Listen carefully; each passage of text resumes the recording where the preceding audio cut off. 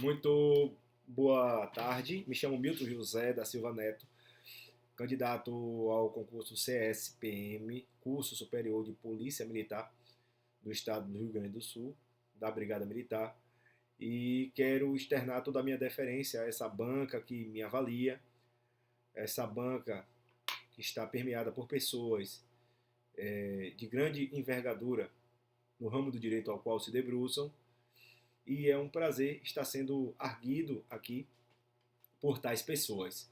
É, Quero salientar também a minha felicidade em estar concorrendo num cargo de tamanha envergadura e relevância para o Estado do Rio Grande do Sul, não só para o Estado do Rio Grande do Sul, mas também para me perdoem, não só para o Estado do Rio Grande do Sul, mas também de âmbito nacional, porque a situação da violência no nosso país, quando nós observamos a situação da violência, uma violência endêmica, é uma violência que atinge todos os estados. Então, quando o estado consegue fazer o controle dessa violência, ele estará também ajudando os outros estados. Os estados circunvizinhos não irão sofrer esse efeito dessa violência endêmica.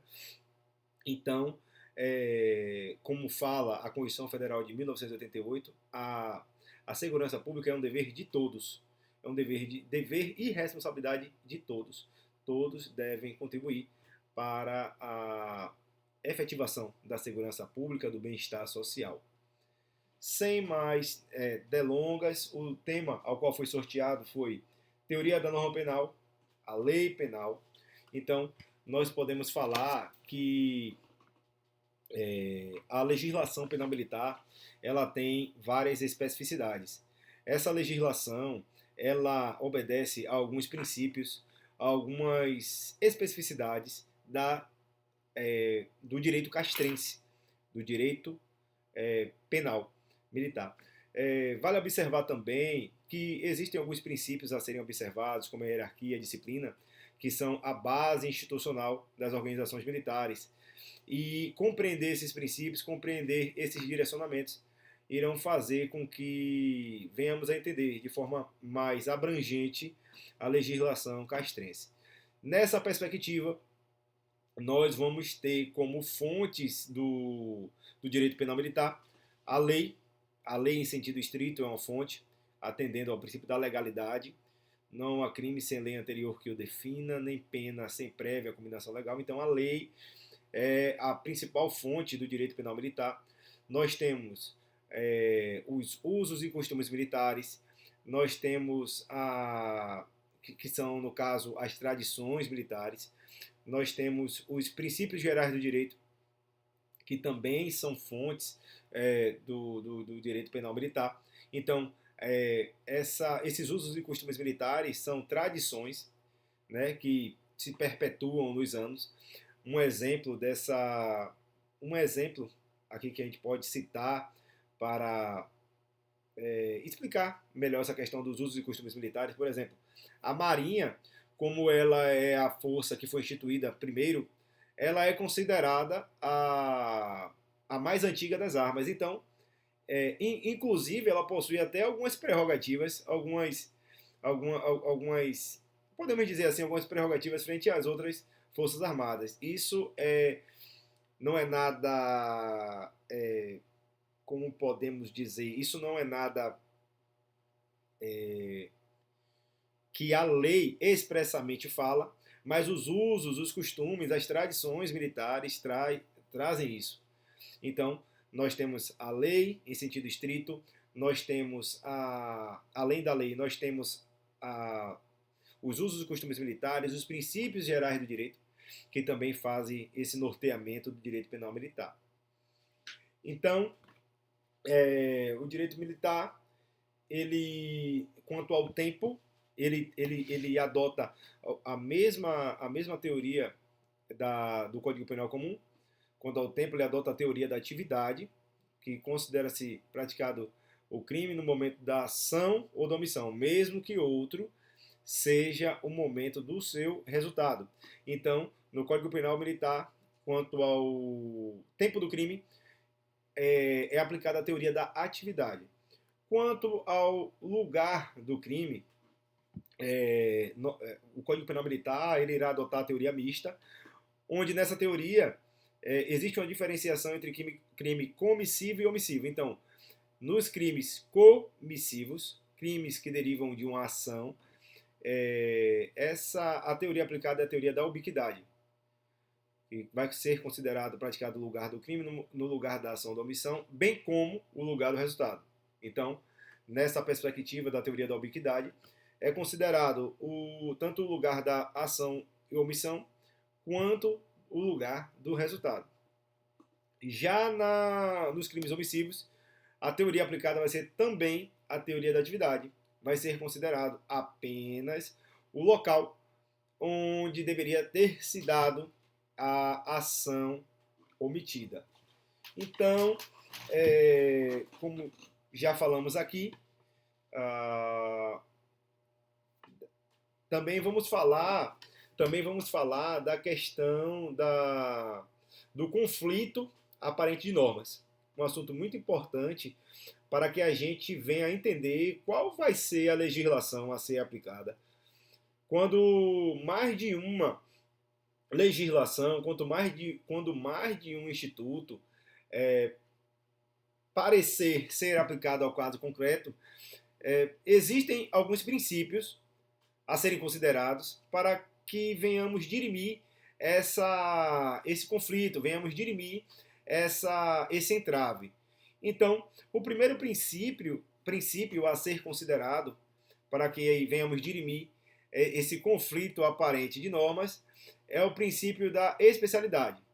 Então, nós sabemos que, frente aos institutos jurídicos, a lei específica, a lei especial, sobrepõe-se às leis gerais. Então, nós temos uma lei específica, nós temos uma lei que faz uma regulação como um todo de um tema, de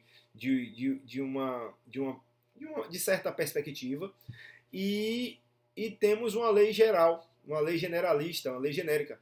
Então, a lei especial ela tem certa precedência frente a essa lei geral. Então, nós vamos usar, o primeiro princípio a ser utilizado é a especialidade. Além da especialidade, nós temos a subsidiariedade,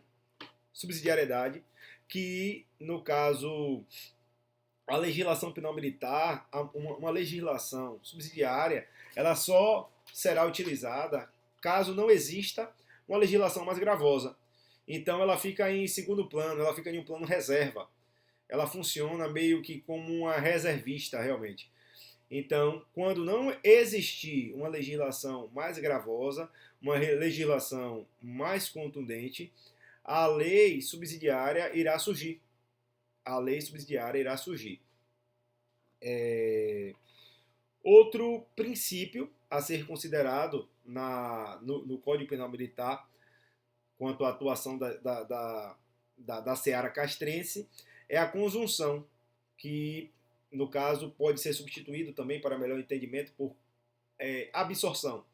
Conjunção, a mesma coisa que absorção. Então, nós sabemos que existe um crime meio e existe um crime principal. E existem alguns crimes que são apenas meios necessários à execução de outros delitos, de outros crimes. Então, o que acontece aqui nada mais é que um crime é uma estrada, é um caminho para se atingir outro crime. Então, esse crime principal irá absolver esse crime secundário, podemos dizer assim, e não vai existir uma acumulação de penas, porque aquele instituto jurídico, aquele crime ali, irá absolver aquelas condutas que são anexas, aquelas condutas que são subsidiárias. E também outro princípio a ser considerado na aplicação da legislação penal militar é o princípio da alternatividade. Na legislação penal militar não é permitido que sejam aplicadas legislações cumulativas. Na legislação penal militar deve ser aplicado a legislação, as leis devem ser aplicadas de forma alternativa. Ou vai ser aplicado uma lei, ou vai ser aplicado outra lei. Não, nessa legislação não é possível que a gente venha pegar pedaço de uma legislação e outro pedaço de outra legislação para criar uma terceira legislação, por exemplo. Então, esse princípio da alternatividade também irá nortear o entendimento do direito penal militar. Vai ser aplicado uma lei ou outra lei. Não vai ser aplicado de forma cumulativa. Deve existir essa alternância. Se você aplicar uma, você não irá aplicar a outra. Outro ponto muito importante a ser considerado é a quem se aplica essa legislação. Então, essa legislação ela vai ser aplicada a militares das Forças Armadas, vai ser aplicada também a militares dos estados, os militares dos estados, e também pode ser aplicada ao civil. O Código Penal Militar pode ser aplicado ao civil, desde que ele cometa um delito contra as instituições militares ou contra um militar em serviço, por exemplo. Então, essa legislação também tem aplicabilidade para o civil. Existe a possibilidade de aplicar também para o civil. Existe também, em alguns outros institutos, essa diferenciação entre militar da ativa, militar da reserva, que também é muito importante para que possamos compreender a legislação penal militar como um todo. Vale dizer que apenas a Justiça Militar da União julga e processa civis. A Justiça Militar dos Estados não faz o julgamento nem processa civis. Apenas a Justiça Militar da União irá fazer isso. Então, o direito penal militar, como tinha esquecido de mencionar, quero aqui retomar um pouco ao início do conteúdo, o direito penal militar, ele protege bens jurídicos militares.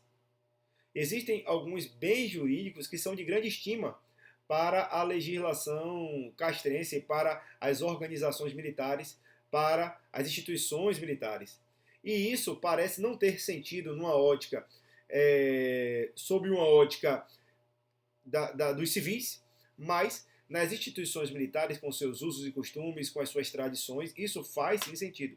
E podemos citar como exemplo a hierarquia, a disciplina, a segurança nacional, a segurança nacional também como algo a ser protegido, como um bem jurídico a ser protegido pelo direito penal militar. Então, fazendo uma breve recapitulação, o Código Penal Militar, ele vai ter várias especificidades na sua atuação, na sua aplicação e, como já falado, o Código Penal Militar ele tem características próprias que devem ser observadas. No conflito aparente de normas, nós temos alguns princípios ali que nós podemos utilizar no conflito aparente de normas, como é o princípio da especialidade, princípio da subsidiariedade, princípio da conjunção e princípio da alternatividade. Esses são princípios que norteiam aí o direito penal militar no conflito aparente de normas, que os conflitos devem ser dirimidos, devem ser sanados esses conflitos. Falamos também que a legislação penal militar ela tem aplicabilidade contra algumas pessoas, que no caso são os militares das Forças Armadas, militares das Forças Estaduais, e também tem aplicação para os civis. Outro ponto muito importante, que já iria me esquecendo, é que o Código Penal Militar, ele se atém, melhor dizendo, ele se atém ao princípio da legalidade, e essa legalidade ela tem alguns desdobramentos. No caso, ela desdobra-se em anterioridade, irretroatividade de norma penal. Em regra, existe na legislação penal militar a irretroatividade de norma penal, mas também existe uma ressalva. Essa lei penal, que em regra ela não retroage, ela pode retroagir, sim, mais benéfica.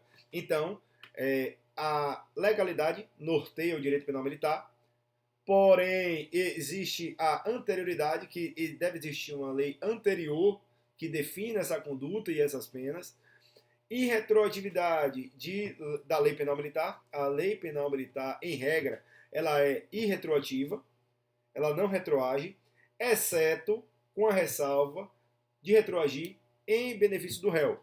Caso seja para o benefício do réu, caso seja uma benesse para o réu, ela pode sim retroagir. Outro ponto, excelências, a ser considerado também aqui é o ponto atinente à territorialidade. A territorialidade e a extraterritorialidade incondicionada. O Código Penal Militar, ele, em regra, ele adota a territorialidade, que é a aplicação da lei penal militar aos crimes cometidos dentro do território nacional, dentro dos limites do território nacional brasileiro. E também o Código Penal Militar, ele faz a adoção da extraterritorialidade incondicionada. Existem algumas situações que a legislação penal militar será aplicada, mesmo que esse delito, que esse crime tenha ocorrido fora dos limites territoriais brasileiros. A exemplo, um crime contra a vida do presidente da República. A exemplo, um crime contra os crimes contra a segurança nacional do país. Existem alguns crimes, como já foi falado aqui anteriormente, que atingem diretamente a segurança nacional, que atingem diretamente a integridade do país. E esses crimes merecem uma repressão uniforme, inclusive se ocorrerem fora dos limites territoriais brasileiros. Então, mesmo que esses crimes não tenham sido cometidos nos limites do Brasil, pode sim ser imputado a alguém algum crime, alguém pode ser responsabilizado. Então, mais ou menos nessa perspectiva, existe a aplicação da territorialidade e também a aplicação da extraterritorialidade incondicionada. Outro tema a ser considerado aqui, as fontes, como já falei, a lei, a jurisprudência, que são as decisões reiteradas de juízes e tribunais, a doutrina. Outra coisa a ser considerada são as formas de interpretação, a interpretação e integração da legislação penal militar. Então, na interpretação, busca-se verificar o alcance, a amplitude da norma. A interpretação, não existe uma lacuna, mas sim busca-se saber qual é o alcance, qual é a perspectiva, qual é esse anseio, o que o legislador queria nos passar quando dá feitura dessa legislação, podendo ela ser extensiva ou restritiva. Já a integração da norma, ela tem uma perspectiva um tanto quanto diferente, porque a integração existem lacunas, e essas lacunas, podemos dizer assim, sob uma forma de comparação, a integração da norma se objetiva suprir essas lacunas. Se objetiva, então, suprir essas lacunas devem ser supridas, e para isso existem algumas ferramentas. A exemplo, a analogia. A analogia, no caso, é uma forma de integração do direito. Pelo que me recordo, foram esses os pontos a serem tocados na minha fala. Quero externar mais uma vez toda a minha deferência aos meus avaliadores e também ao cargo ao qual estou pleiteando, que é de suma importância, como já falei outrora, para a segurança pública do Estado do Rio Grande do Sul e a segurança pública brasileira. E desde já agradeço a minha participação falando sobre esse tema de muita importância para o entendimento da legislação penal castrense. Muito obrigado, excelências.